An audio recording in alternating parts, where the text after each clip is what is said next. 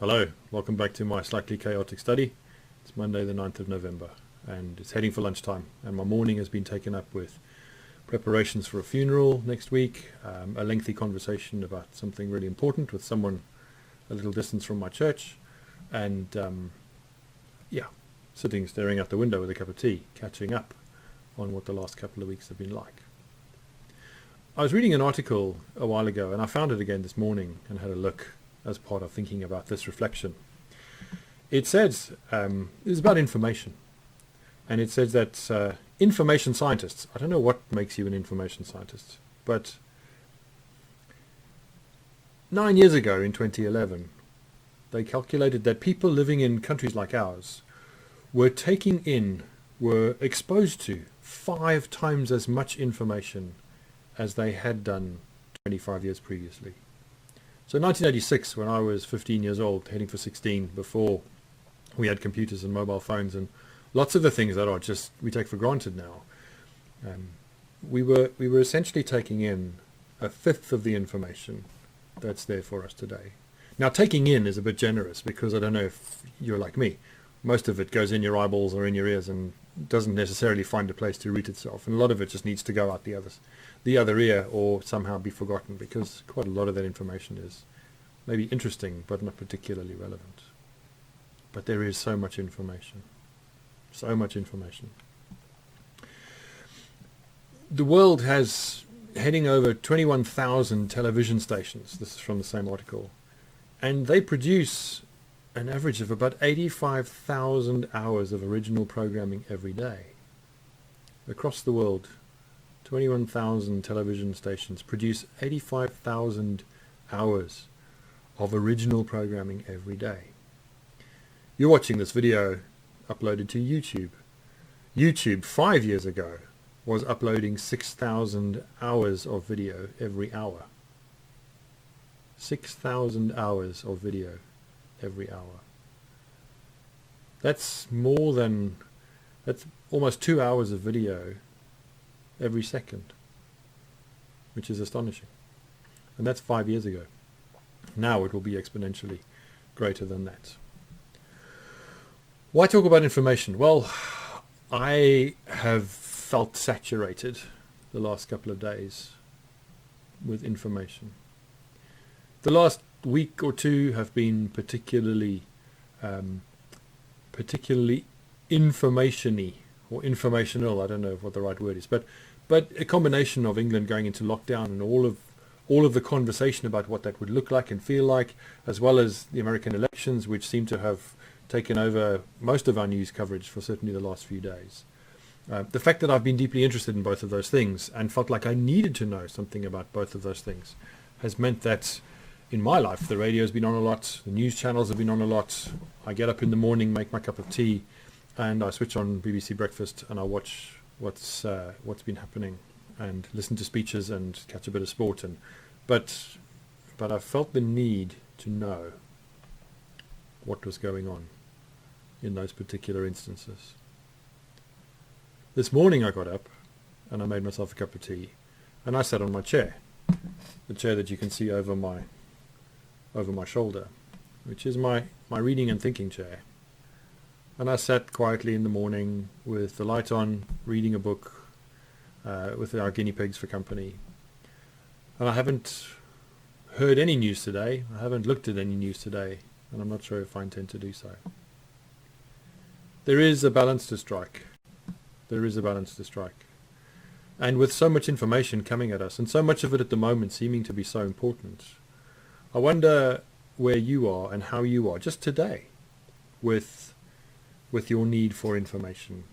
Or perhaps, like I find happens when I get into the habit of switching on the TV in the morning while I drink my cup of tea and other people are sleeping. Or when I'm out cycling, I go early in the morning. When I'm cycling, the mornings that I do, sometimes I listen to music, but quite often I feel as I'm getting ready to go that actually I want to put on the Today program. And I listen to Radio 4. And all of that information, current news, stream for an hour and a half while I'm out on my bike. So that by the time I get home and I sit on the bench outside, 8 o'clock or just after 8 o'clock in the morning, I've had a lot of information already. And sometimes that feels good because I feel like I need to know. And it helps me to feel like I'm taking part in the world as it is today. Other times I sit on the bench outside and I find my mind racing to all kinds of corners of the world in life that I can't do anything about today.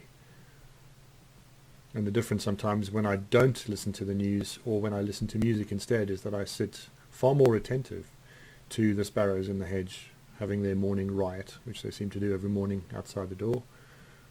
I'm far more present in the moment, and my brain is far less active and busy in lots of directions. There is a balance to strike.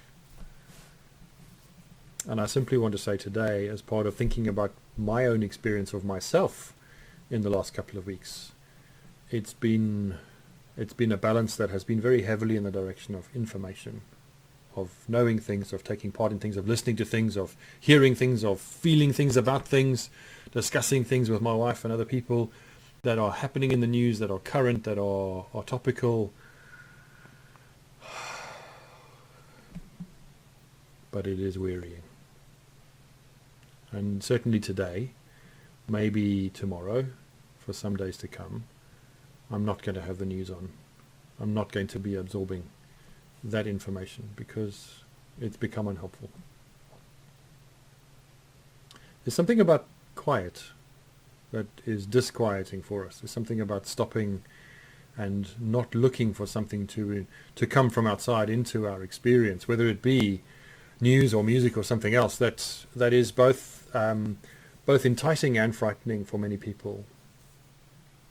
But part of the wisdom of every great spiritual tradition, whether it's a religion or not, is the wisdom of silence, the wisdom of quiet, the wisdom of non-stimulation, I suppose, from outside, where we get to sit with our thoughts and be in touch with our thoughts and reflect on our thoughts and our feelings and be in the moment with ourselves.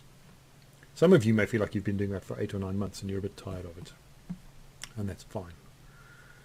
But I wanted today to just point out to myself and perhaps to you again the importance of balancing the amount of information we expose ourselves to on a daily basis. It can be helpful, but it can also leave us feeling deeply paralyzed by our smallness in the world and by major events happening around us that we can do nothing really to influence other than perhaps just observe. The alternative is that we don't pay attention to that at all, and we essentially just put blinkers on and, sing a happy song to ourselves while the world around us asks us to pay attention to it. It's a balance.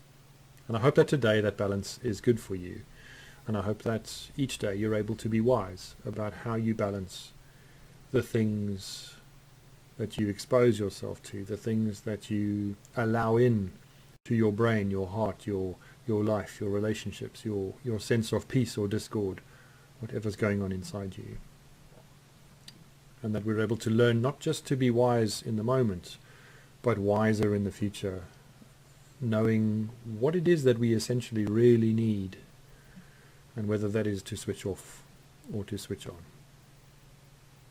So today, whatever you need, I hope that you're able to choose it. I hope that you're able to gift it to yourself. I hope that you're able to receive that gift and rest in it, breathe out in it. And if that is about information, or if that is about not wanting to know, may that be good for you. May that also be good for the people around you. And ultimately, as we continue to learn about ourselves through this coronavirus experience and all that it's offering us as an opportunity to discover,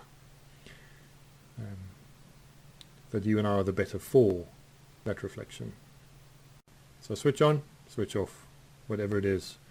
If you watched up to now, thank you for watching to the end. You can switch off in a moment, and I'll be back again tomorrow. Bless you.